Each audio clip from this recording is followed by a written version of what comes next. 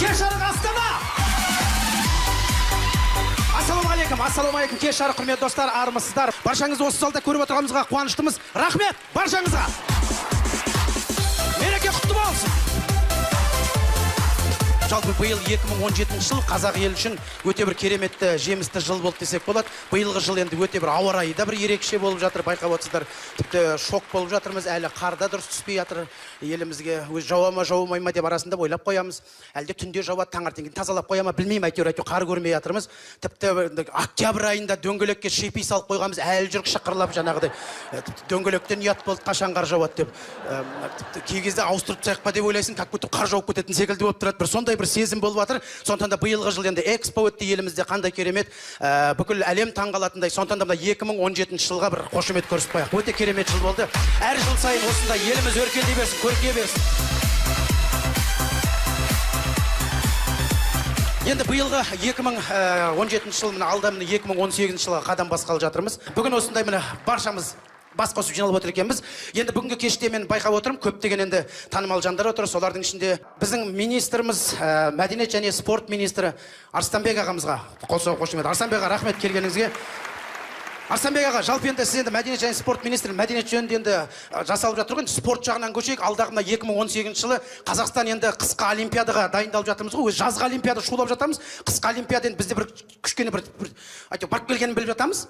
Былай қысқы олимпиадаға дайындық былай жақсы шығар деп ойлаймын енді. Қар жоқ деп енді сылтаулатпайтын шығарсыздар. Негізі қар болмай қалды, атак біздер күштедік деген секілді. Биыл мына қазақтың қызы алғашқы рет фигурный катаниядан шығайын деп жатыр. 17 жасар қыз, қол соғып қошемет көрсетіп үміттейміз.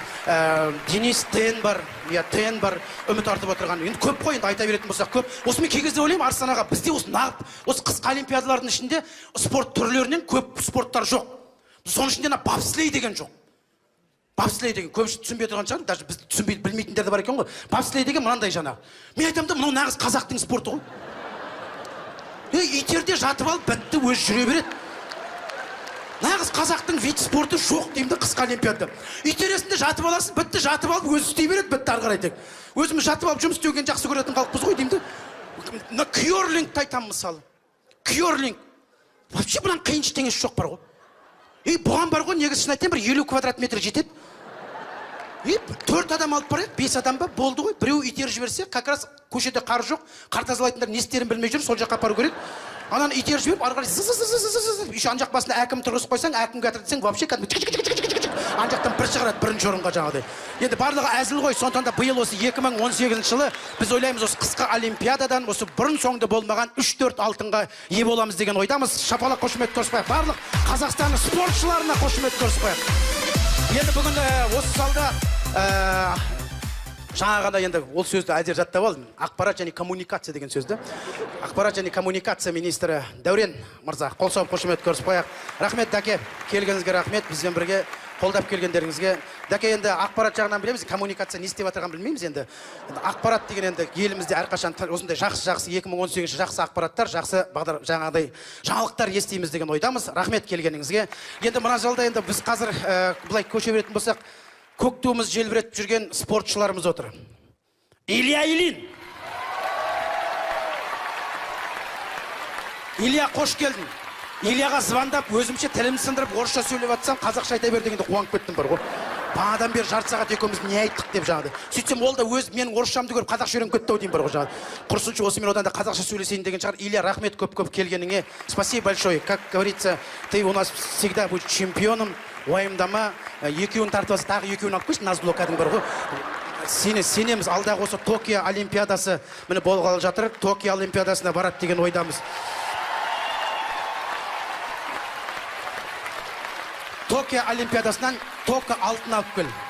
Токио бармай қалма. Илья, мы верим, ты молодой еще. Что там 40 лет? Илья негізі өнерге де жақын, қолдап қошемет көрсетпейік. Негізі Илья екеуміз бір КВН-де ойнаған кездеріміз болған.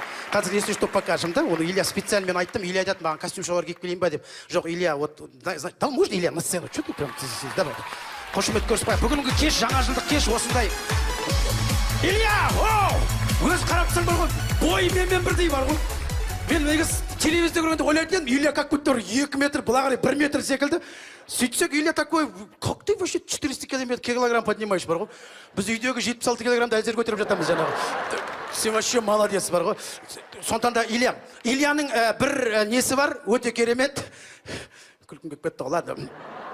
Мен Ильяға айттым, Илья, можешь посвободнее одеваться деп? А что дейді? Я один раз в интернете, я в ютубе увидел деп айттым, да, помнишь? Да, деп қояды, да, молодец. Илья негізі брейкті жақсы біледі. Брейкер. Вообще негізі Илья брейктен бастаған екен. Брейктен бастаған, сосын брейктен тастағаннан кейін өзі неге көшкен, да, штанга. Вот с брейка, как ты в штангу вообще ушел? Самое интересное вообще. Люди с штанги в брейк уходят, ты с брейка вообще в штангу ушел. Ну, сейчас я не будем тебе поднимать, вот сюда в штанг ставить. Давай покажи нам мировой рекорд, пусть все увидит. Оно многим яқпен, потому что нет у нас ребят в театре, которые поднимают 400 килограмм просто. Өзің алып шық дегеніме ұят болып тұр. Сондықтан давай бір музыка қойып жіберейік. Ильяға қошемет көрсек, можем? Да, Илья, можно же попросить? Новогодний выпуск. Жаңа жылдық. Ну, давай. Енді күй қойып жүрмеңіздер. Оу! Чуалов Илья Ильин! Илья! Чуалов фюбель новый! А уикенд, а на бубе ты мы любим! Не думай! А медали о ушел! Давай потанцуем, Илья! Шапалак кайда, Ильяға! Все! Ну, я думал, ты будешь головой крутиться, да, не хочешь, да? Ну, ладно, да. Мы ждали, что-то, да, думаю, да, ну, да, ол енді отдельно оплата шығар, оны басқа уақытта көріп жатармыз. Рахмет, Илья, спасибо большое, мы верим в тебя. Алдағы уақытта, как говорит Илья, Токио Олимпиадасынан алтын әкелем деп отыр енді. Рахмет, Илья. Біз енді міне, Олимпиада чемпионы Данияр Елеусінов. Данияр Елеусінов кәсіби боксқа жақында шақырған екен, мен бармаймын. Токио Олимпиадасына қатысып, 2 рет бокстан Олимпиада чемпионы болғым келеді деген айтқан екен. Сол күнге жеткісін. Және мен қазір, құрметті достар, ортаға бір жігіт шақырым келіп отыр. Арнайы Ақтөбе қаласынан келіп отыр. Келіңізші. Сізді енді көп қалмен таныстырғым келіп тұрған жоқ. Өйткені сахнаға шыққасын бір таныстырғым келіп тұр. Қошеметтеріңіз. Әлем чемпионы самбодан. Сочида өткен әлем чемпионы, ютубты, интернетті кәдімгі просмотр өте жоғары.